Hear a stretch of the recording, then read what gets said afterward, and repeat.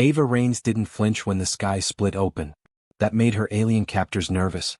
Not because they were worried for her safety, but because the human didn't scream like the others.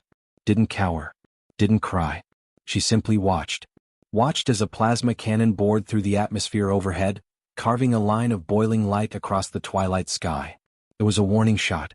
A demonstration of power. A message from the Kothari Empire to the last surviving colony of Earth. Submit. Or be reduced to ash. But Ava? She just squinted. Then smiled. Because she'd seen worse. Hell, she'd survived worse.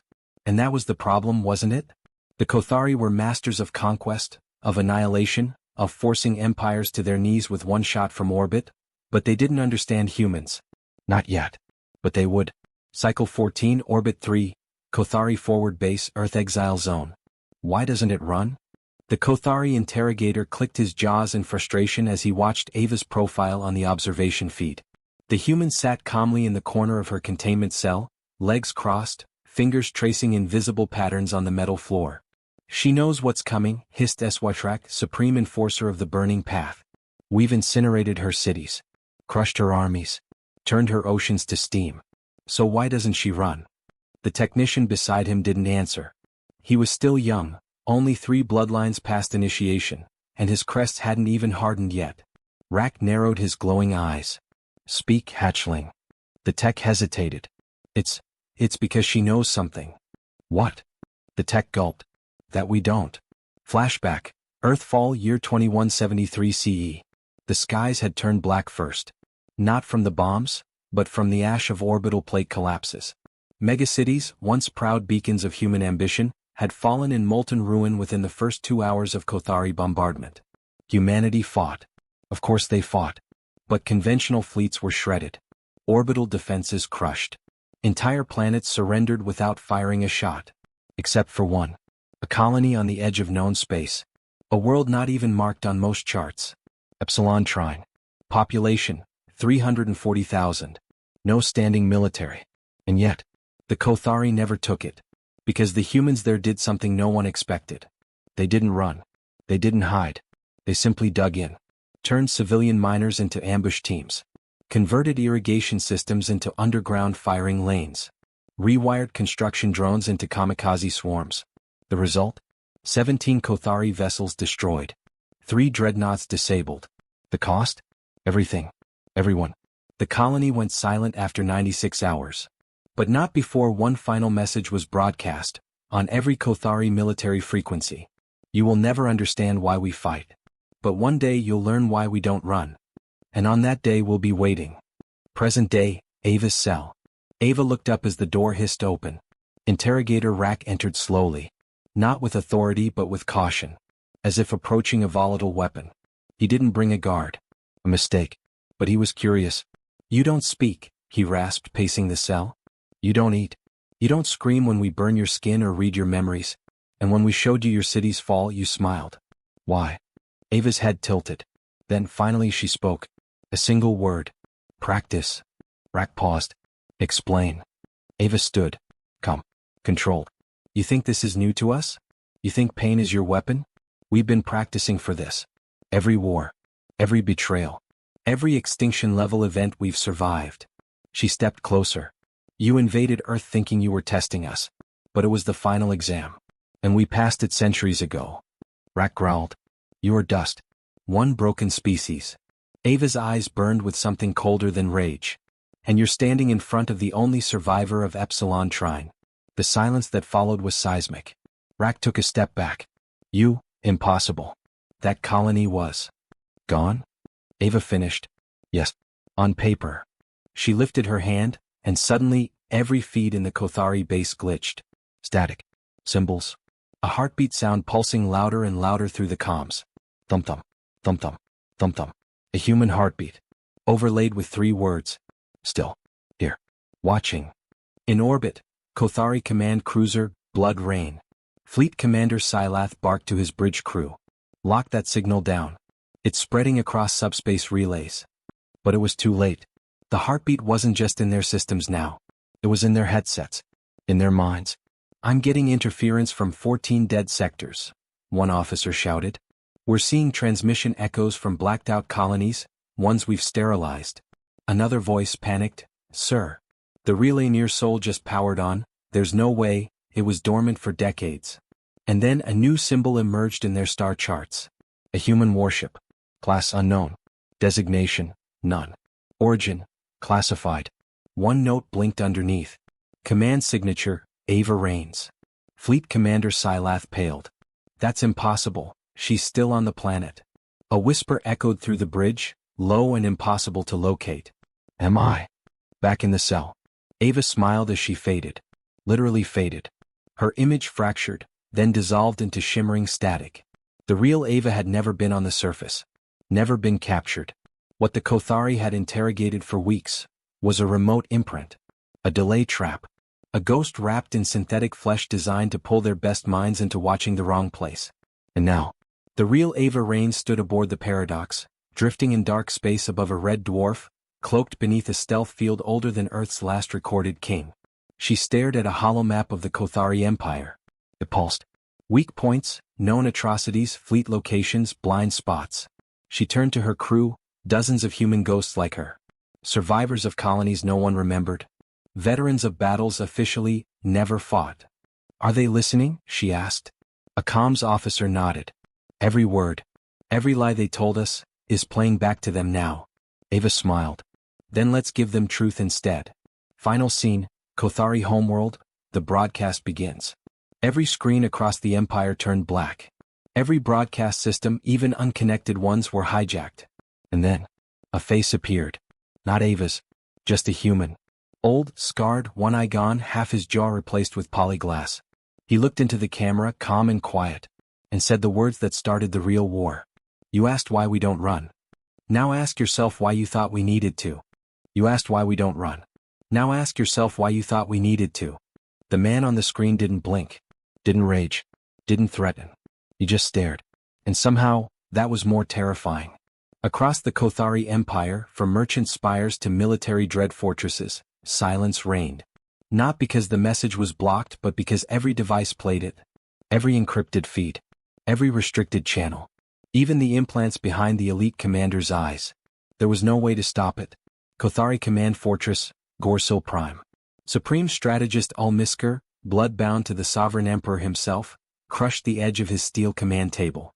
"This is a psi attack. It must be. Get me a confirmation, origin point, subspace vector, anything." His adjutant, pale and sweating beneath his boneplate armor, swallowed hard. "It's not coming from outside, strategist." Ulmisker's secondary heart skipped a beat. "Then where?" The officer's voice cracked. "Inside our core networks.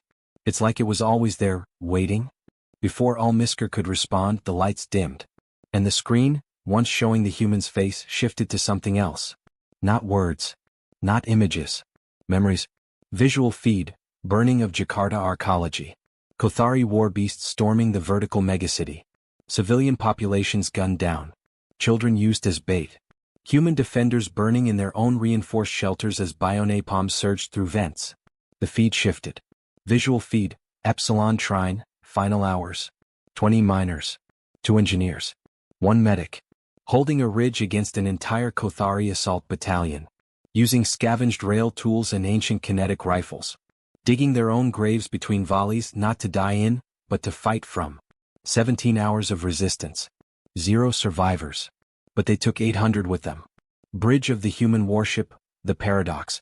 Ava Raines stood unmoving as the memories flooded the galaxy. Not simulations. Not propaganda. Actual event logs, time-stamped and authenticated, pouring into every corner of Kothari space. The truth they'd buried. Ripped into the open.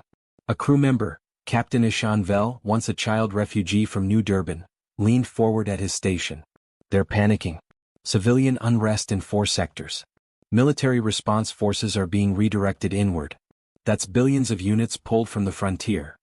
Ava exhaled. Not relief. Focus. "We don't need them to collapse. We just need them off balance. Long enough for the others." Kothari Empire border, black space anomaly. Something moved. Beyond the edge of mapped stars. Beyond the Imperial patrol lines. It wasn't a fleet. Not exactly. Not in shape. It was scatter-formed. Hundreds of vessels, human-built, cloaked and masked in sensor ghosts.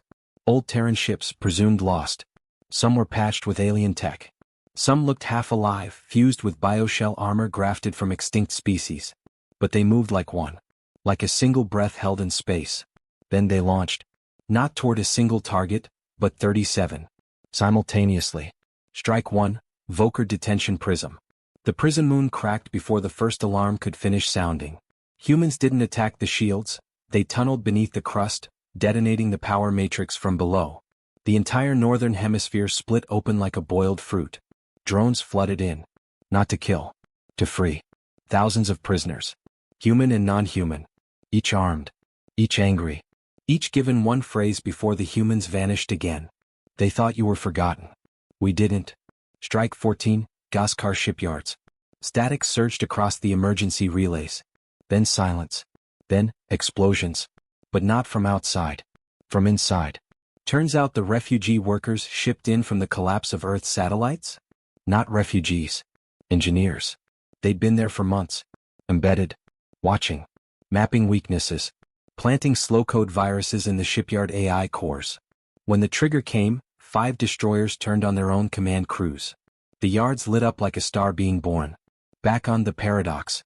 Targeted hits successful in 31 of 37 locations, Ishan confirmed. 2 compromised, Sector 12 warned early. Ava nodded. Not bad. A voice crackled through the command channel. Come, Mel. You ready for my part, Rains? Ava's face changed slightly. Not surprise, but something like warmth. Always, Commander. You've got the green. Cathari noble world, Hasktilor. This planet had never known war. It was the Empire's heart, not its fist. The aristocracy lived here. The genetic royalty. Those who believed they were untouched by rebellion, untouchable by fate. Tonight? That ended. Because General Marcus Vale, former commander of the 91st Terran Deep Division, walked through their golden gates like a ghost. How he arrived no one knew. How he bypassed every defense, impossible to say.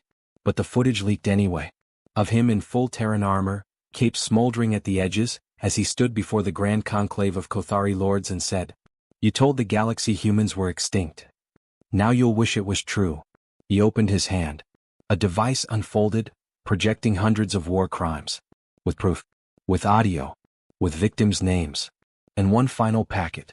Star charts. Showing where the Kothari buried the bodies. Across the galaxy, the reaction. The dead were speaking. The lost were returning. The humans, once mocked as feral apes who bit at chains, were suddenly operating with surgical precision. Timing. Coordination. Entire empires, once afraid to even whisper Earth's name, were now reaching out. What do you want? What's your goal? Will you attack us next?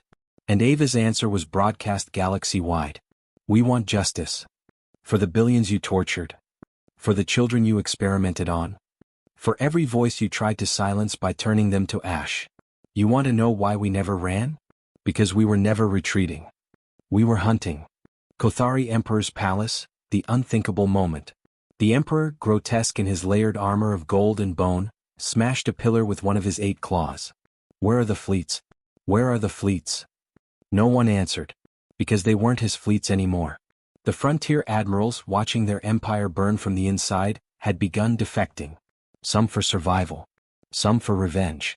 And a few, because they remembered the humans from the old days. The ones who never surrendered. The ones who fought until their bones snapped. The ones who buried their dead then got back up to finish the job. Final moments of Section 2. On board the Paradox, Ava walked the silent halls of the ship. Every door she passed bore the name of a fallen colony. Every corridor, a tribute to something the Kothari thought erased. And in the heart of the vessel, a massive display burned with coordinates. Next target, the Forge Worlds. Where Kothari war beasts were bred. Where human prisoners were used as test subjects. She stood before the display, hand hovering over the activation glyph. She didn't say a word. She didn't need to. Her crew was already moving. The glyph glowed beneath Ava Rain's fingertips. A quiet, cold light. Nothing flashy. Just a confirmation. Coordinates locked. Weapons primed. 30 seconds later, the Paradox vanished from orbit, not via a warp gate but something older, deeper. A ripple in gravity folded the ship inward and snapped it across the void, faster than any Kothari ship could trace. It wasn't just advanced. It was Terran. And that meant unpredictable. Violent. Final. They were heading for the Forge Worlds. And this time there would be no survivors. Forge World Draskin, orbit. The planet was an industrial hell. 3 moons hollowed out into docking rings. Orbiting debris fields thick with drone mines. Shields the size of continents projected upward like steel flames. And beneath it all the breeding vats. Here Kothari grew their war beasts. Flesh golems stitched from harvested species. Brains replaced by wet-coated obedience organs. Some were once sentient. Many were once human. In the upper atmosphere, Orbital Command detected a gravity ripple. At first they dismissed it. Another decaying asteroid. Then a second ripple came. Then a third. Then 17. And then hell arrived. Fleet drop, the phantom wings. Out of the ripples came ships with no known signature. Black. Asymmetrical. Bristling with strange projections. No visible weapons. No obvious heat signatures. And yet they moved like weapons. The phantom wings. That's what historians would later call them. But in the moment, the Kothari screamed. Because they couldn't lock targets. Couldn't fire. Their systems froze.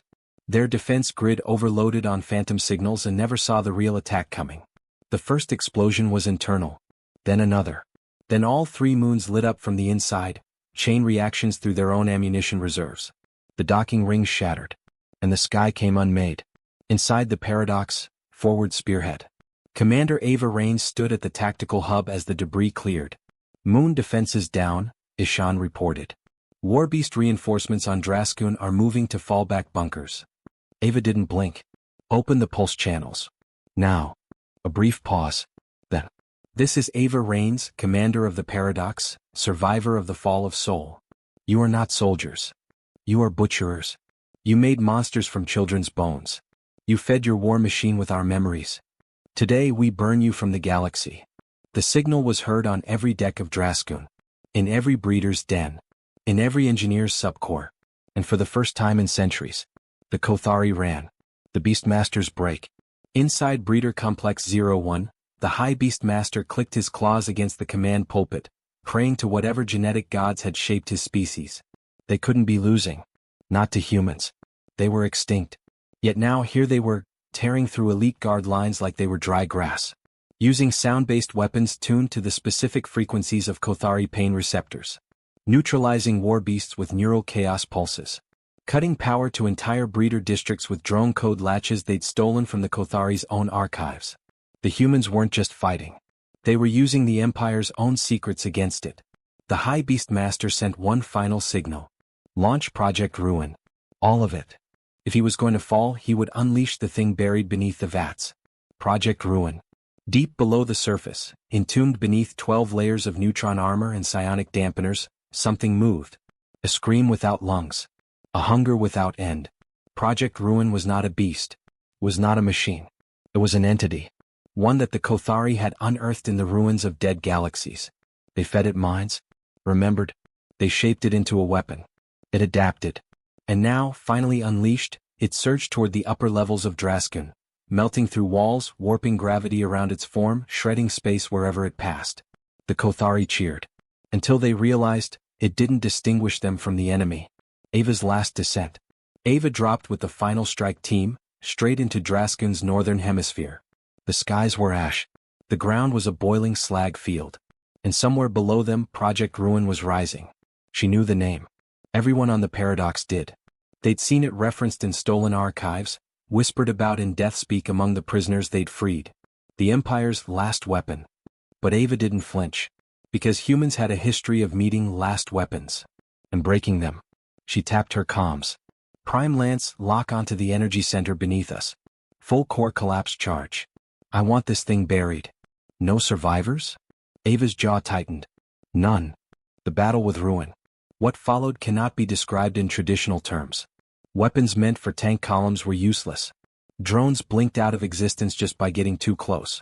Even tactical nukes collapsed in their own shockwaves before reaching the target. Ruin was reality poison. And Ava walked into its radius. Her armor bent. Screamed. Repaired itself mid-collapse. The team's exofield fractured into sparks and blood vapor. But she kept going. Every step broadcast through the Empire's networks. Every second her body failing. Yet still, she moved forward. Because something inside her was stronger than fear. Memory. Of what they did. of what they thought they got away with. The trigger. Ava reached the detonation point, placed the core charge, turned. Ruin was there. A shape of nothing, a slithering smear across time. It pulsed forward. She stood her ground, spoke her final words into the comms. You asked why we don't run. It's because we don't stop. And now, neither will this. She hit the trigger. And Draskun died. The aftermath. Satellites across the sector went blind. Debris fields turned to atom clouds. Ruin was gone. Draskun too. So was Ava. Or so it seemed. Kothari panic. With the loss of the Forge Worlds, the Empire's military backbone shattered. Production collapsed. Beast reserves gone. Fleet command structures fractured. And worst of all, dozens of races once enslaved by the Kothari were rising up, their leaders now supported by covert human operatives. From the shadows the paradox still moved. And messages kept appearing. The same message. 3 words. We remember everything. Final scene, somewhere in deep black. Ava opened her eyes. She was in a medical pod, humming low, surrounded by strange geometric runes. Not on the paradox. Not on any known vessel. She was somewhere else. Someone stepped into view. An old woman. White hair. Covered in scars that shimmered faintly with alien tech. Ava recognized her. A ghost from the first fall of Earth. Mom? The woman smiled. Welcome back, soldier. We've still got one more empire to burn. Ava Rain sat up slowly. Her joints ached with phantom fire, her lungs still unsure if they were breathing oxygen or liquid stasis. The pod seals hissed open around her, revealing the chamber's domed ceiling, lined not with metal but something older. Stone. Carved with Terran runes. Pre-digital, pre-fall. Where am I? She rasped. The woman, white-haired, scarred, wearing a cloak stitched with flags of fallen Earth nations, stood tall, arms folded, watching Ava emerge like a phoenix from burial. Sanctum Zero, the woman said. Deep black. Beyond mapped space. Ava blinked. Her body was still healing but her mind caught up fast. You died, Ava whispered. You were there. New soul. The day the Kothari breached the arc wall. The woman smiled faintly. They thought I died. So did I. But something saved me. Same thing that saved you. She turned. A panel slid open behind her. And Ava saw them. Hundreds of pods. Thousands. All waking up. Humans. The last flame. Sanctum Zero wasn't a base. It was a vault. A Terran fallback structure buried in ancient Blackstone. Long before the fall of Sol, deep-state Terran strategists had prepared for the worst. Not cryostasis, not cloning, but memory backups, neural blueprints, consciousness encoding wrapped in quantum encryption. Ava wasn't the first. She was just the latest. All around her, other legends stepped from stasis. Some she'd read about in war journals. Others were whispered names from rebel broadcasts. One by one, the lights in the sanctum flickered as neural signatures realigned. Why now? Ava asked. The white-haired woman, General Isolde Nari, nodded toward the galactic map on the wall. Because the Kothari were dying. And the galaxy needed to see what came next. The broadcast. Across 117 systems, every signal channel cracked open. Private, military, encrypted, all hijacked in less than a second. A face appeared. Ava's. No armor. No guns.